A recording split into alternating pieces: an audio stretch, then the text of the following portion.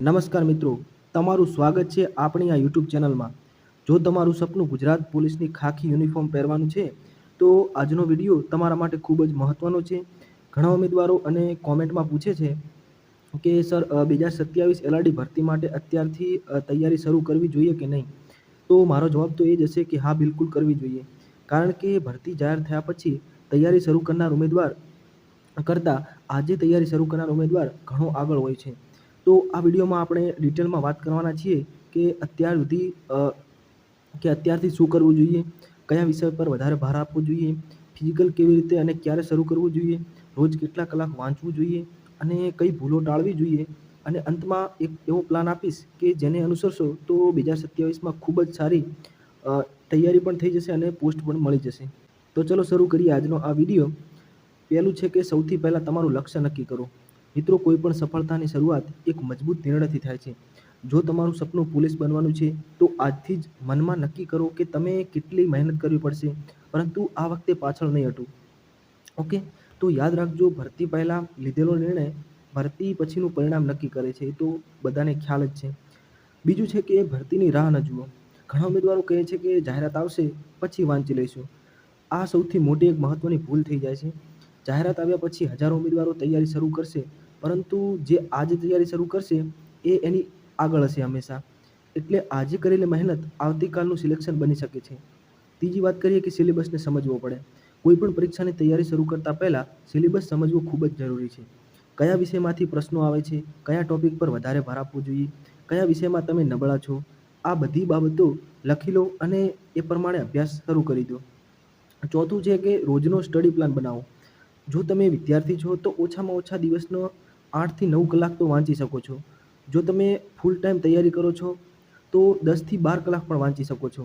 ઉદાહરણ તરીકે તમે સવારે એવો ટોપિક લો જે તમને બોરિંગ ના લાગતો હોય અને સવારે આરામથી વાંચી શકાય એવો રીડિંગ માટેનો એક ટોપિક રાખો. જેમ કે જીએસનો કોઈ પાર્ટ હોય તો એ સવારે રાખી શકો છો. પછી રિઝનિંગ અને મેથ્સ રીડિંગ છે એવા જે જમ્યા પછી બપોર પછી રાખવા જોઈએ, એટલે કે બપોરે રાખવા જોઈએ. એટલે કે જે સમયે આપણે કંટાળો બહુ આવે છે એ સમયે મેથ્સ રીડિંગ જેવા ટોપિક રાખવા અને સાંજ પડે એટલે ફરીથી એક જીએસનો ટોપિક લઈ લેવાનો. તો આવી રીતે તમે કરશો તો તમારા માટે એક મહત્ત્વનો સ્ટડી પ્લાન ઊભો થઈ શકે છે.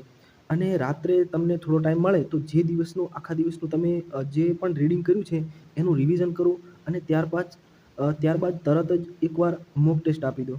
એટલે કે તમે જે પણ રીડિંગ કર્યું એના વિશે જો મોક ટેસ્ટ આપશો અથવા તમે કોઈ સર્ચ બાર કરશો ક્રોમ અથવા ગૂગલ પર, તો તમને એ વિશેનું વધારે નોલેજ આવશે અને તમે જે પણ વાંચ્યું છે એના વિશે તમને મજબૂતાઈ થશે અને એ તમને ક્યારેય પછી ભૂલાશે નહીં.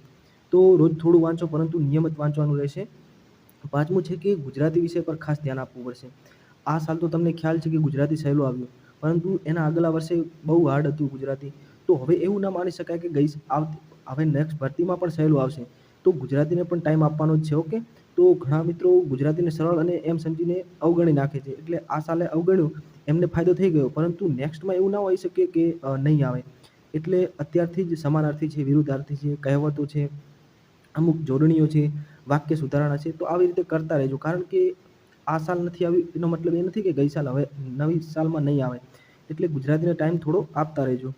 છઠ્ઠું એ છે કે પીએસઆઈ માટે કે ઇંગ્લિશથી ડરવાનું નથી આપણે. તો ઘણા ઉમેદવારો ઇંગ્લિશ જોઈને ડરી જાય છે. તમને ખ્યાલ હશે કે મેઇન્સમાં આપણે પીએસઆઈમાં ઇંગ્લિશ આવે છે 30 માર્ક્સનું, તો એ 30 માર્ક્સ પણ આપણે લાવવાના છે. તો એના માટે પણ આપણે રોજનો થોડો ટાઈમ આપશું ઇંગ્લિશને. જેમ કે થોડું ગ્રામર શીખશું, રીડિંગ કરશું અને ટેન્સ, વોઇસ, નેરેશન, વોકેબરી. તો આ બધું કરશો એટલે તમને થોડું ઇંગ્લિશ પણ સરળ લાગવા માંડશે અને મેઇન્સનો પણ પ્રેક્ટિસ કરતું રહેવું જોઈએ. સાતમો ટોપિક એ છે કે મેથ્સ અને રીઝનિંગમાં શું કરવું જોઈએ. તો મેથ્સ રીઝનિંગમાં એવો વિષય છે કે જેમાં વાંચવાનું હોતું નથી. તમારે વધુમાં વધુ મેક્સિમમ પ્રશ્નો સોલ્વ કરવાના હોય છે. જો નવા છો તો પહેલું તમારે કોઈ પણ ટીચર સાથે અથવા બુક્સમાંથી પહેલાં તો તમારે થિયરિકલ થોડો પાર્ટ વાંચવો પડે છે. પછી તમે તૈયારી ચાલુ કરો છો દાખલા ગણવાની. તો એવું હોય તો તમે એના પહેલાં તમે થિયરી પાર્ટ વાંચી લો અને પછી દાખલા સમ ગણજો.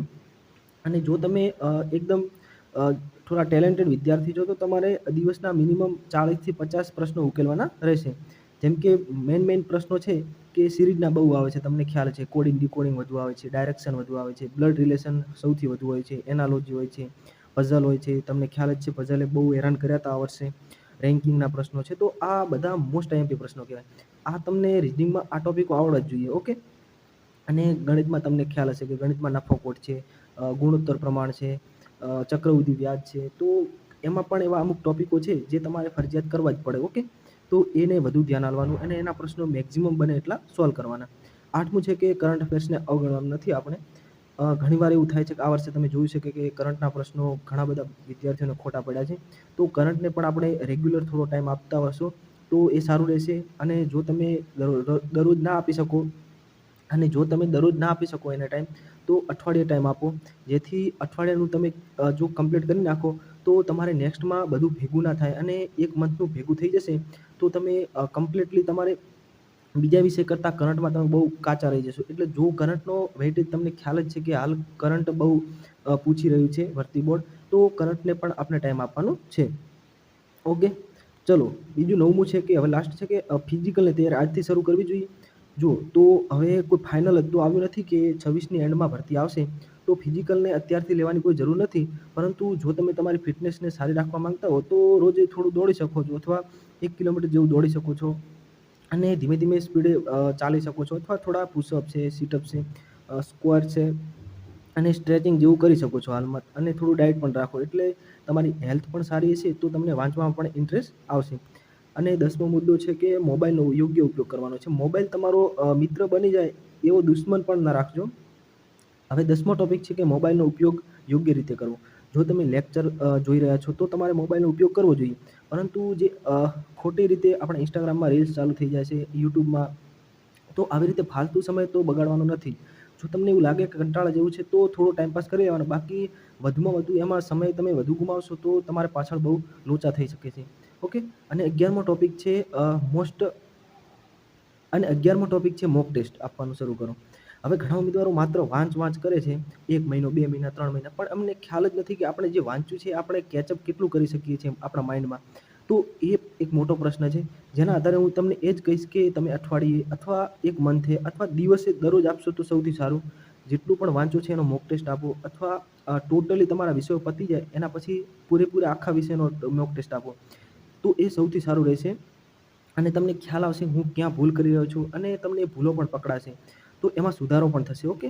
હવે 12મો છે કે જૂના પ્રશ્નપત્રો ઉકેલો. હા, એક મોટો ટર્નિંગ પોઈન્ટ છે કે તમારે પ્રીવિયસ યરના પેપર ખૂબ જ મહત્વનો ભાગ ભજવશે. તેમાંથી પ્રશ્નો પૂછવાની રીત સમજાય છે કે આપણને ખબર પડે છે કે કયા વિષયમાંથી કયા પ્રશ્નો આવે છે, અને ભરતી બોર્ડ ક્યાંથી પ્રશ્ન ઉઠાવી રહ્યું છે, અને કયા સબ્જેક્ટને વધુ વેઇટેજ આપે છે. તો એ પણ તમને ખ્યાલ આવશે. એટલે જૂના પ્રશ્નોને ઉકેલવાનું આપણે ભૂલવાનું નથી. એવું નથી કે પીએસઆઈ કોન્સ્ટેબલના જ પ્રશ્નો આપણે કરવાના. આપણે બીજી સીસીની હોય અથવા ગુજરાત ભરતી બોર્ડ ગમે તે લેતી હોય, બીજી ગૌણ સેવા હોય, જીપીએસસી હોય, તો એના પણ પીવાયક્યુ સોલ્વ કરવાના છે. ઓકે. અને 13મું છે કે નોટ્સ બનાવવાની છે. જો તમે નોટ્સ નથી બનાવતા તો એવા અમુક ટૂંકા જે નોટ્સ હોય એ તમને લાસ્ટમાં બહુ કામ આવશે. જેથી તમે જે પણ તમે ધારો કે કોઈ બુક વાંચતા હો તો એમાંથી એક પેજમાંથી એક નાનકડી નોટ્સ બનતી હોય છે 4 થી 5 લીટીની. તો એવી નોટ્સ બનાવો, અને એને તમને બહુ કંટાળો આવે ત્યારે એને નોટ્સ લઈને બેસી જવાનું અને વાંચી લેવાની થોડી. તો એ છેલ્લા સમયમાં પણ રિવિઝન માટે બહુ ઉપયોગી થશે. ઓકે. અને 14મો ટોપિક છે આપણો કે મિત્રો સાથે ચર્ચા કરો. હા, એક આ મહત્વનો પ્રશ્ન છે. સારા ઉમેદવાર સાથે ચર્ચા કરો. એવું નહીં કે ફાલતુ ચર્ચા, પરંતુ એકબીજાના ડાઉટ દૂર કરો. અને નકારાત્મક લોકો અને ખોટી અફવાઓથી આપણે દૂર રહેવાનું છે. એવા લોકો સાથે જ તમે મિત્રો બનાવો કે જે તમારા જે એજ્યુકેશન બાબતે આપણે ડિટેલમાં ચર્ચા કરી શકીએ. ઓકે. 15મો ટોપિક છે કે સ્વાસ્થ્યનું ધ્યાન રાખવું જોઈએ. તમારે પૂરતી ઊંઘ લેવાની છે, પૌષ્ટિક ખોરાક ખાવાનો છે, અને પાણી પૂરતું પીતું રહેવાનું છે. જેથી તમે તંદુરસ્ત શરીર વગર લાંબી તૈયારી શક્ય નથી. એટલે તમારે તંદુરસ્ત રહેવું જરૂરી છે. 16મો ટોપિક છે કે સૌથી મોટી ભૂલ ક્યાં કરે છે. ઘણા ઉમેદવારો શરૂઆતમાં ખૂબ ઉત્સાહથી તૈયારી કરે છે, પછી ધીમે ધીમે બંધ કરી નાખે છે. યાદ રાખજો, સફળતા એક દિવસની મહેનતથી નથી, પરંતુ દરરોજની મહેનતથી જ મળે છે. અને અંતિમ સંદેશ તમારા માટે એ જ છે કે મિત્રો, જો તમે આજે તૈયારી શરૂ કરશો તો 2027માં જે તમારો આત્મવિશ્વાસ અલગ જ લેવલનો હશે. બીજાઓ જાહેરાતની રાહ જોશે અને તમે રિવિઝન કરી રહ્યા છો. એટલા માટે આજથી જ શરૂ કરો. નિયમિત અભ્યાસ કરો, ફિઝિકલનું થોડી તૈયારી ચાલુ રાખો, મોક ટેસ્ટ આપો, અને તમારા સપનાને રોજ થોડું થોડું સાચું બનાવતા રહો.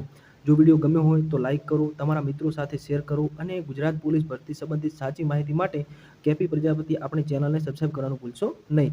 હું મળું છું આગામી વિડીયોમાં. જય હિન્દ, જય ગુજરાત, જય ભારત.